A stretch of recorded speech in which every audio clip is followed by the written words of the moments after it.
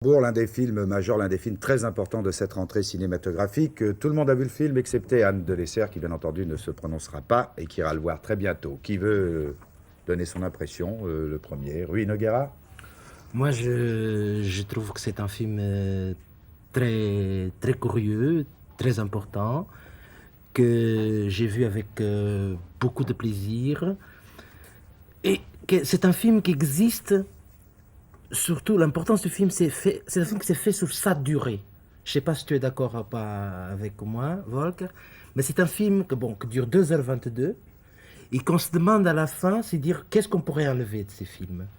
Et que c'est dans le fait, c'est-à-dire que dans le développement de l'histoire, le fait que sur les 2h20, hein, le film gagne au fur et à mesure qu'il passe sur l'écran, pour avoir jusqu'à l'aboutissement final. Est-ce à dire qu'il faut du temps pour entrer dedans? Oui, c'est-à-dire qu'il y a un début qui est absolument remarquable et que je ne vais pas raconter, et après on se demande parfois pendant quelques minutes où est-ce qu'on va aller. Et on comprend au fur et à mesure que les images passent. Oui, ça, c'est la structure du récit même épique de Günter Grass. Il n'y a pas un conflit psychologique où on pourrait dire voilà comment ça va se développer. C'est un personnage presque irréel qui, dans le ventre de sa mère, quand il est embryo, il parle déjà, il est parfaitement conscient. Il dit embryo déjà, je ne me respectais que moi-même. Il assiste à sa propre naissance, il la voit avec ses yeux quand il vient au monde. Il regarde ses parents, qu'il voit donc pour la première fois. Il renverse les rôles. Et il dit j'écoutais d'un œil critique leur première réaction. Mais alors, donc cet être qui n'existe pas se trouve traverser l'histoire avec un grand H et non pas un récit bien ficelé. Alors, il y a des moments d'irrationnel. D'un coup, c'est la nuit de cristal, on casse les magasins des Juifs. D'un coup, c'est les premiers coups de feu, c'est le début de la Deuxième Guerre mondiale.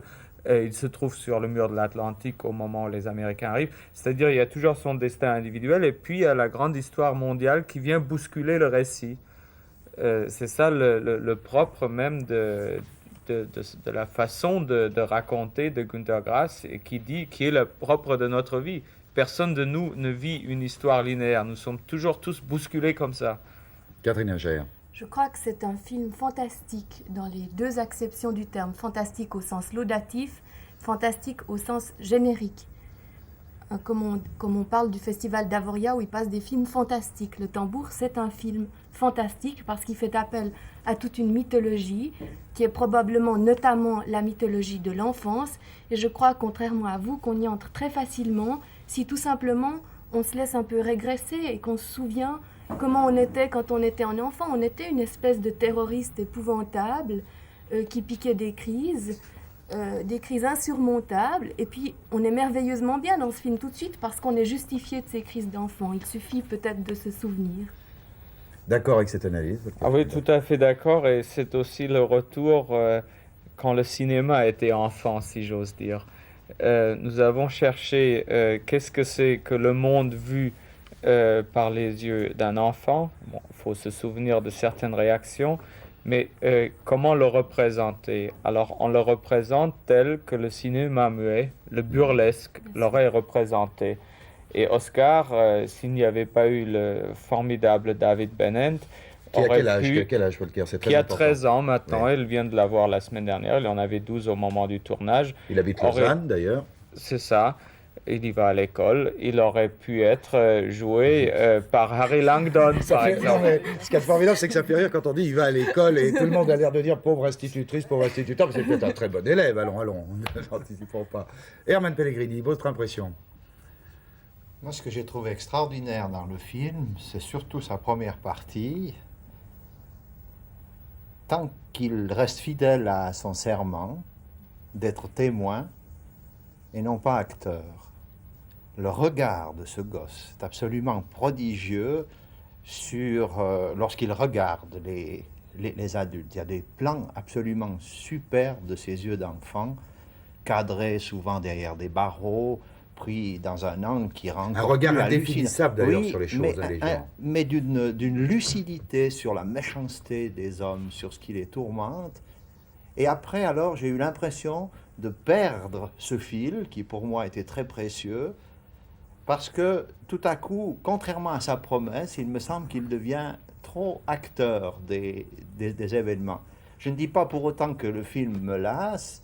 Au contraire, il exige de nous une grande capacité d'émerveillement parce que les épisodes, qu'ils soient très réalistes ou irréalistes, nous prennent.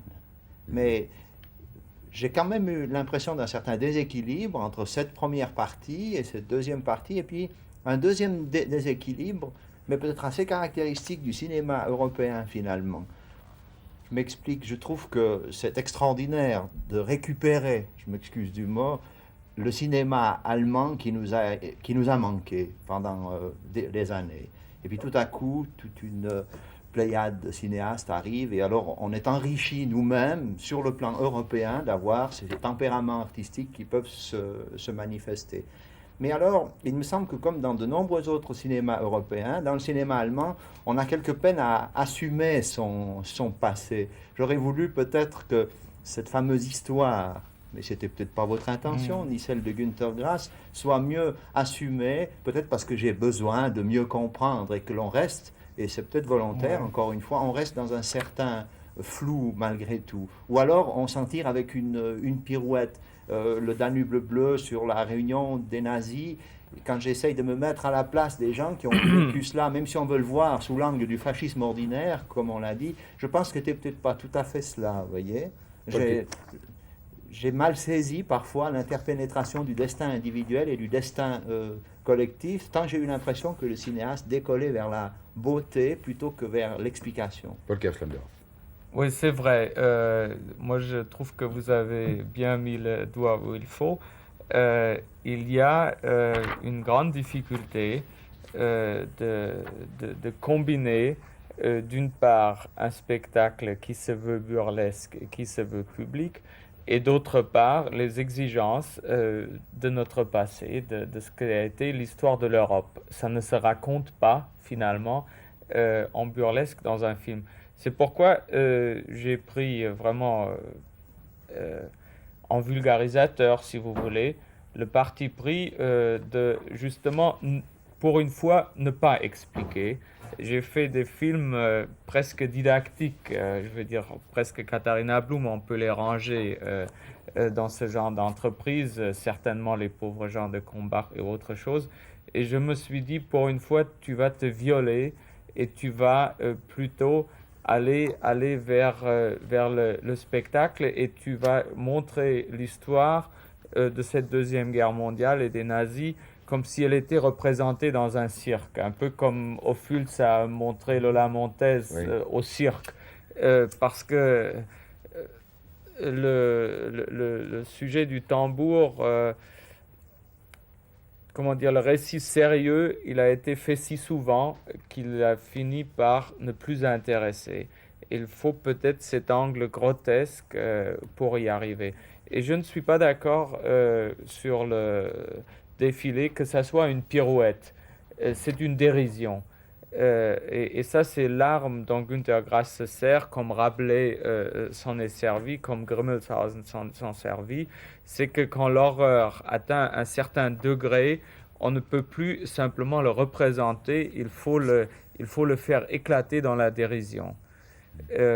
Mais alors, évidemment, on peut parfaitement dire, moi qui ai vécu cela, je m'en trouve scandalisé. Alors il y a une chose qu'il faut quand même souligner, c'est le travail gigantesque d'adaptation de ce roman Fleuve, le travail considérable qui a été fait que vous avez fait. Oui. Avec un choix d'ailleurs, parce qu'il fallait bien choisir. C'est ça, on a pris l'idée générale. C'était vraiment retrouver une autre structure, prendre l'idée, qu'est-ce qui arrive si un garçon à 3 ans se refuse de grandir et qu'il reste maintenant éternellement le même. Alors, il se trouve confronté à des situations cocasses, puisqu'il devient un homme quand même, à l'égard des femmes. Ça a des conséquences, mais plus ça va, plus il devient victime aussi. Et là, vous avez raison, ça va bien tant qu'il regarde en môme, et dès qu'il commence à s'en mêler, et comme il s'en mêle sans efficacité, il devient de plus en plus infantile et de plus en plus marginalisé, de plus en plus paria. C'est pourquoi d'ailleurs, à la fin, il se décide de grandir. Dominique Schild, une remarque? Oui, Une juste appréciation. une chose qui m'a vraiment frappée, c'est un film qui m'a énormément heurté. C'est qu'en sortant du cinéma, et encore maintenant, j'ai de la peine à savoir si c'est un film que j'ai adoré ou absolument détesté. Et Ce qui est un film à discussion. exactement, et je c'est- pense que ça, c'est déjà une énorme qualité. Et une chose me frappe, c'est cet aspect un peu conte du film. C'est-à-dire qu'il y a un manque de sensibilité totale. Mais je m'explique, hein. C'est-à-dire que tous les personnages sont montrés avec une réalité, une lucidité implacable, et ils défilent devant nos yeux, tantôt par le regard du petit garçon, et tantôt c'est le contraire. Alors on n'est jamais très bien situé, Oui. et ça m'a énormément frappé. Une remarque qui rejoint Ça va presque nous celle entre d'Herman la Pellegrini. première et la Non, moi, je troisième suis- personne. Attendez. Oui, attendez, Volker, je vous en prie. Pardon. Non, répondez. Non, parce que c'est tantôt Oscar regarde et nous voyons ce qu'il voit, et tantôt on renverse et c'est nous qui le regardant. Alors c'est tantôt il raconte moi je, et tantôt il parle d'Oscar à la troisième personne. Alors on est pris. Et quand vous dites que ça vous que les personnages, comment dire, sont présentés sans sensibilité ou je ne sais pas comment dire. C'est justement ça, le côté sauvage. Je crois que ce regard implacable, il n'y a qu'un enfant qui puisse l'avoir tel quel. Il dérange beaucoup parce que nous avons peur de ce regard. Je crois qu'il faut alors, vraiment la fin parce que il y a d'autres films, je suis navré. On peut peut-être juste dire une chose qu'il faut souligner. C'est pas seulement l'interprétation du gosse, mais pour moi, toute l'interprétation. Alors vraiment, Angela Winkler, par exemple, c'est une actrice prodigieuse et tous ceux qui l'entourent, le Polonais, Olbrychski, il me semble qu'on n'a pas l'habitude de voir des natures rencontrer pareillement un rôle. On a souvent en face de nous des professionnels qui peuvent tout faire, mais qui n'arrivent pas à nous convaincre, alors que tout ici a concouru à faire que des natures rencontrent un rôle et tout à coup s'imposent à nous avec une force extraordinaire. Ça, je crois que c'est aussi le mérite du metteur en scène, d'avoir trouvé Et les des acteurs acteurs, qui oui, conviennent nous et les aimons acteurs tous qui vous ont beaucoup, compris. Le Et ça, cocktail c'est miraculeux. rare, hein. Dernier mot, Catherine. Oui. Mais du point de vue Ah, de oui. l'histoire personnelle, vous dites, en effet, quant à l'histoire collective, l'histoire avec un grand H, vous n'avez fait aucun didactisme. Du point de vue de l'histoire personnelle, tout de même, il se met à grandir au moment où ses deux pères sont morts. Qui les a tués sans doute. C'est tout de même un choix important, et là, il y a bien quelque chose. Oui, et pourtant un peu aussi dérisoire. Je veux dire, tout est fini, il va falloir qu'il parte. Alors maintenant, l'enfance est vraiment terminée. Là, il est expulsé surtout de la terre, qui est très importante. Ça ne s'explique pas psychologiquement. C'est encore une figure de style. D'ailleurs, si vous connaissez le roman, il ne grandit pas vraiment, mais il devient un horrible nain bossu, petit, rabougri. Et d'ailleurs, l'histoire avec un Il grand H continue. devient l'affreux adulte. Voilà. Ça sera le mot de la fin en ce qui concerne le tambour. Que